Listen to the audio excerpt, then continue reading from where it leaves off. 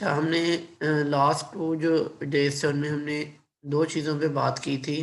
Number 1 था हमारा commercial scale पे प्रिपरेशन थी सोडियम बाय डाउन सेल, एक हमने ये डिस्कस किया था।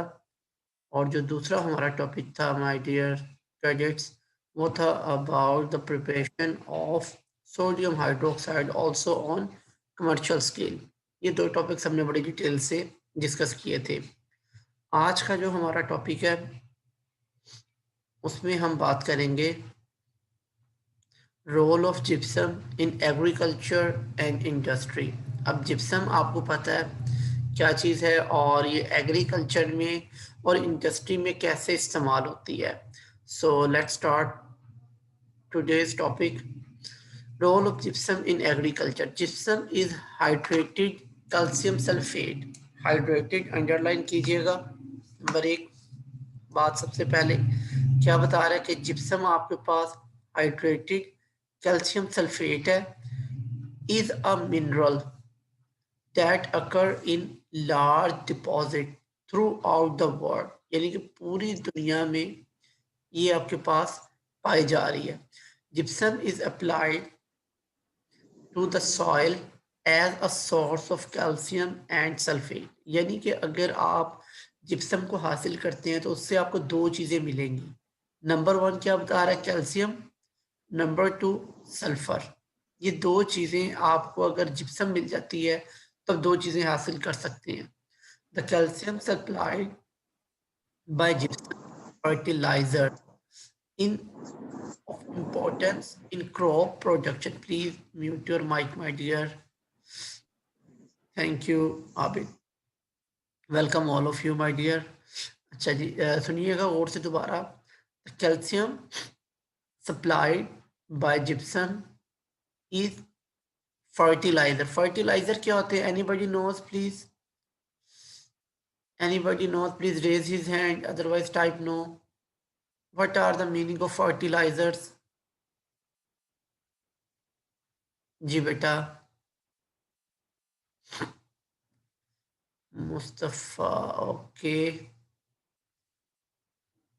Anyone here who know about the fertilizers, please? Well done, Yusuf Khan, very nice.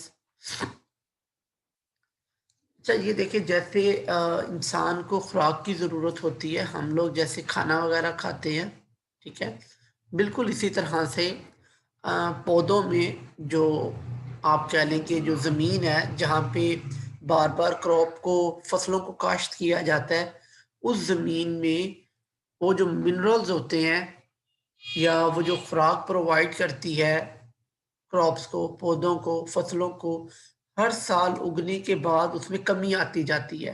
यानी कि एक ही जगह पे जब आप बार-बार क्रॉप्स को ग्रो करते हैं तो उस सॉइल की, उस लैंड की, उस एरिया की जो एबिलिटी है खुराक देने की, वो कम होती जाती है। अब जो फार्मर्स हैं या जो किसान हैं, वो क्या करते हैं, आर्टिफिशियली तौर पे वो चीज़ें ऐड करते हैं जिन्हें हम क्या नाम देते हैं, फर्टिलाइजर का नाम देते हैं। ठीक है, उन्हें क्या कहते हैं, फर्टिलाइजर कहते हैं। अब ये कह रहा है calcium supplied by gypsum is a fertiliser, जो कि पौधों के लिए जरूरी होती है, जमीन में डालते हैं, जमीन में मिक्स होके वहां से उसको जो क्रॉप्स हैं, फसलें हैं, वो एब्जॉर्ब कर लेती हैं। Is of importance in crop production, ये देखिए आगे वो ये बता रहा है, क्रॉप की प्रोडक्शन में in area where soil are subject to extensive leaching. अब लीचिंग भी एक प्रोसेस है। इसका बेसिकली मतलब तो है कि एक चीज का गुजर के दूसरी चीज में चले जाना, लीच कर जाना। ठीक है, अब इसका मतलब है कि वहां से सॉइल में से जो मादनियात हैं या जो मिनरल्स हैं या जितनी भी किस्म की चीजें हैं वो निकल गई हैं, किसी भी वजह से कह लें, तो उसकी अब कमी को पूरा करने के लिए जो क्रॉप आपने उगानी है, जो फसलें उगानी है, उनको पूरा करने के लिए बीच में क्या डाला जाता है, जिप्सम डाली जाती है। और वहां पे जिप्सम से हम क्या लेते हैं, बेसिकली कैल्शियम लेते हैं, जो कि हम इसमें ऐड करते हैं। Till here if you have any question raise your hand, otherwise type no.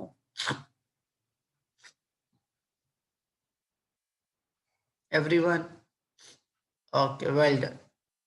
Sulfur has been recognized as an essential constituent of plant. अब आपको ये भी पता होना चाहिए कि सल्फर जो है ये प्लांट का एक बहुत ही अहम एसेंशियल लाजमी कॉन्स्टिट्यूएंट है, पार्ट है। ठीक है। Number 1, for centuries sulfur compounds had been supplied to soil because of their observed beneficial effect on plant growth। सबसे ज्यादा किस चीज पे ये अफेक्ट करते हैं? प्लांट की ग्रोथ पे। यानी कि अगर किसी प्लांट को आप देखें दूसरे के लिहाज से और उसकी ग्रोथ, उसकी हाइट ज्यादा नहीं है, तो आपके जहन में क्या चीज आनी चाहिए कि जी इसमें सल्फर की कमी है। ठीक है, लेक ऑफ सल्फर है। aside from serving as a constituent of protein and various other compounds in plant, sulfur has an influence on chlorophyll। Chlorophyll के बारे में अगर किसी को पता हो please raise his hand, otherwise type no what is the meaning of chlorophyll. Anyone knows about chlorophyll? Hurry up.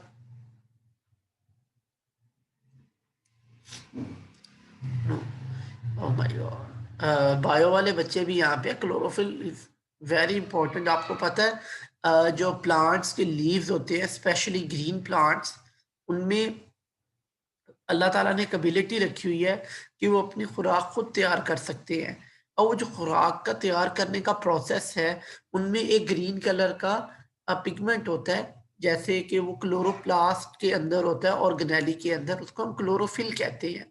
ठीक है। ये क्या करता है क्लोरोफिल? बेसिकली जो क्लोरोप्लास्ट के अंदर होता है, सूरज की रोशनी में in the presence of sunlight carbon dioxide को इस्तेमाल करेगा जो कि एटमॉस्फेयर से लेगा, और पानी को इस्तेमाल करेगा जो कि सॉइल से यानी कि जमीन से लेगा। तो फिर उसमें ये अपनी खुराक तैयार करेंगे। अब देखिएगा sulphur has an influence on chlorophyll. Sulphur किसके ऊपर असरअंदाज होता है जनाब? क्लोरोफिल पे। Development in the plant leaves, जो कि किसमें चल रहा होता है? प्लांट की लीव में। अब आप देखें कि अगर ये सल्फर ना हो, इट्स मीन क्लोरोफिल वर्किंग नहीं करेगा। क्लोरोफिल नहीं करेगा, प्लांट्स में जो लीव है वही काम नहीं कर रहे होंगे। जब वो नहीं काम करेंगे तो प्लांट की ग्रोथ ऑटोमेटिकली क्या हो जाएगी? कम हो जाएगी, उसको फूड ही नहीं मिलेगा। यहाँ तक कोई क्वेश्चन है? Please raise your hand, otherwise type no.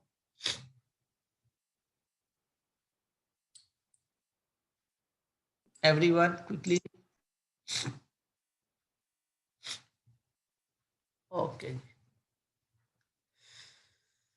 Although not a constituent of chlorophyll, plant deficient in sulfur exhibit a pale green color। अच्छा ये देखिए, ये बड़ा अहम पॉइंट है, ऑब्जेक्टिव में ये आया हुआ है, बायो में भी और केमिस्ट्री में भी एक दो बार उन्होंने पूछा हुआ है कि अगर प्लांट्स में सल्फर की कमी हो जाए तो उससे हो गया क्या।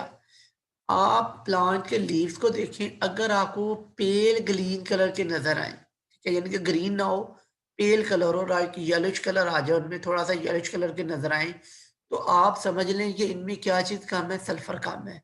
The root system of several plants have been observed to be greatly enlarged by the application of sulfur। कि अगर आप उसको अप्लाई करेंगे तो उससे क्या हो जाएगी? उनका जो रूट सिस्टम है वो भी बढ़ जाएगा। It has been reported that good crops are produced by the application of sulfur containing material such as gypsum, जिसमें से हम जिप्सम को इस्तेमाल करते हैं। जी बेटा, any question?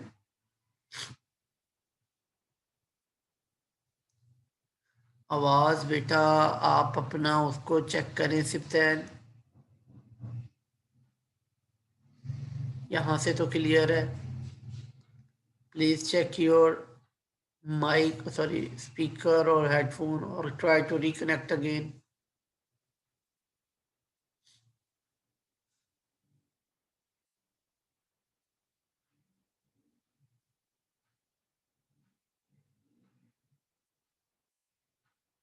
What's problem, why not?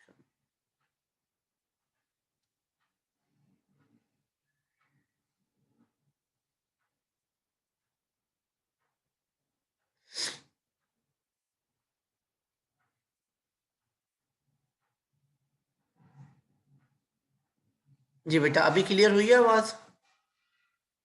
Hello. Ji sir, clear है आवाज। चलें जी, चलें। तो फिर उन बच्चों का थोड़ा सा इशू है। चलें नेक्स्ट पे आते हैं। Role of gypsum in industries. अब हम इंडस्ट्रीज की तरफ जाने लगे हैं जहाँ पे इसकी हमें ज़रूरत पड़ती है। When gypsum is heated under carefully controlled condition, ये बड़ा अहम पॉइंट है।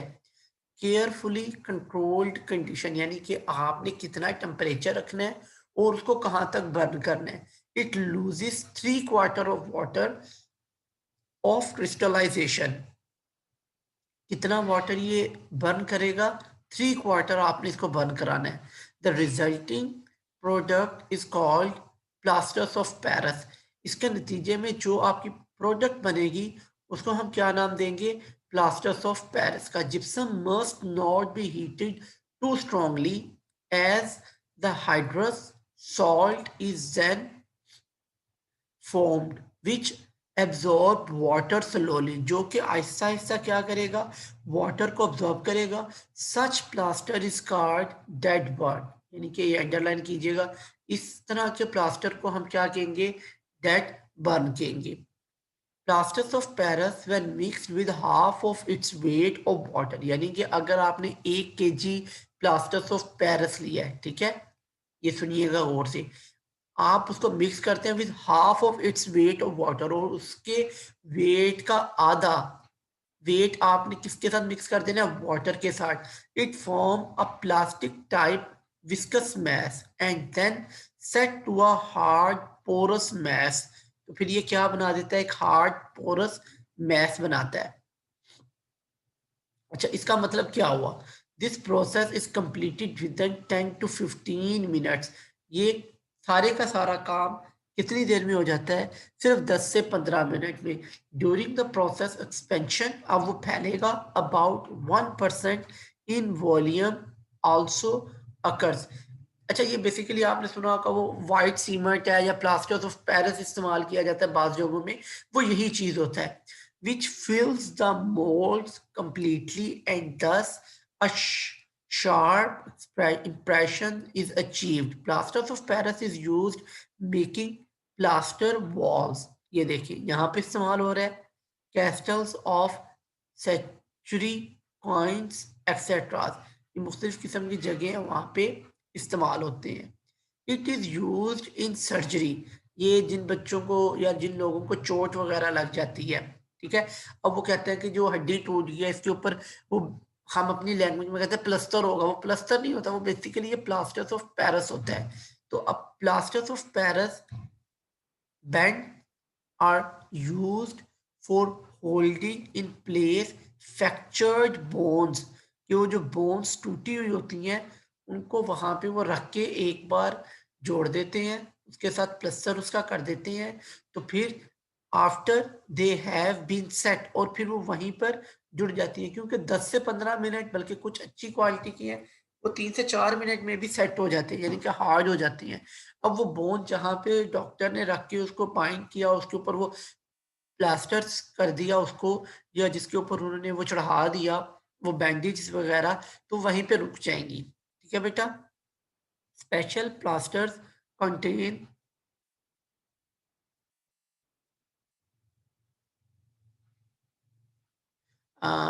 Siptan, please you try to log in again. सिप्तान को प्रॉब्लम आ रही है कुछ साउंड में, मेरा ख्याल है। Special plaster contain plasters of Paris and other ingredients which vary with the demand of the use to which they are to be put. Two varieties of plasters are made. अब दो किस्म की इनकी क्या है? varieties हैं जी। Let's start to see them. एक को हम कहते हैं सीमेंट, जिसके बारे में मैंने आपको पहले बताया था।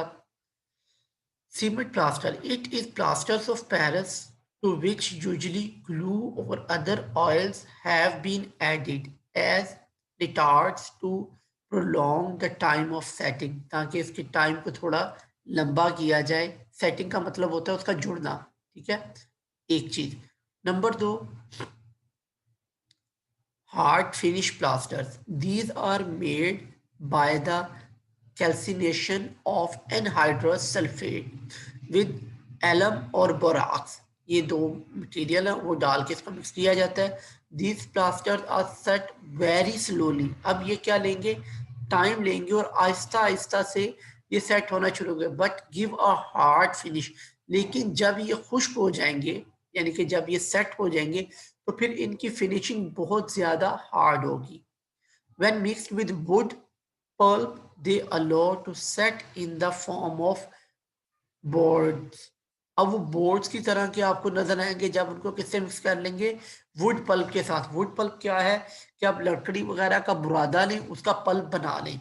It forms a material which used in construction of building as well boards and partitions. आपने देखा होगा कि अक्सर वो कमरों में उन्होंने किसी किस्म की पार्टीशन बनाई होती है सेपरेशन के लिए, ठीक है. तो वो इस किस्म का मटेरियल वो इस्तेमाल करते हैं. लाइट वेट होता है और इजीली वो सेट हो जाता है और बड़ा स्ट्रॉन्ग होता है. Gypsum is also used as a filler in paper industry. अब जिप्सम जो है वो एज अ फिलर भी इस्तेमाल होता है किसमें, पेपर इंडस्ट्री में. Till here if you have any question please raise your hand, otherwise type no.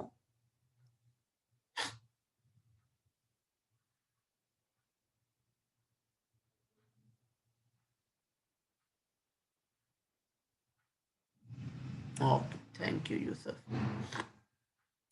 अच्छा जी, लास्ट पार्ट है आज के लेसन का. Portland cement is made by strongly heating a finely powdered mixing of clay and limestone. अच्छा, ये जो Portland cement जो बेसिकली आप घरों में इस्तेमाल करते हैं, आम तौर पे बिल्डिंग में इस्तेमाल होता है, ईंटें या बिल्डिंग को बनाने के, इसे हम बेसिकली पोर्टलैंड सीमेंट कहते हैं. किस चीज से बनता है, बहुत ज्यादा हीट किया जाता है और ग्राइंड किया जाता है. किस चीज को, क्ले. ये जो चिकनी मिट्टी होती है इसको बेसिकली हम क्ले बोलते हैं. और दूसरी चीज क्या है, limestone. The final product known as clinker. जो लास्ट में हमारे पास प्रोडक्ट आती है उसको हम क्या नाम देते हैं, क्लिंकर का. Is cooled and then ground into a very fine powder. बहुत ही बारीक पाउडर. आपने हाथ लगा के अक्सर देखा होगा कि वो कितना बारीक पाउडर होता है.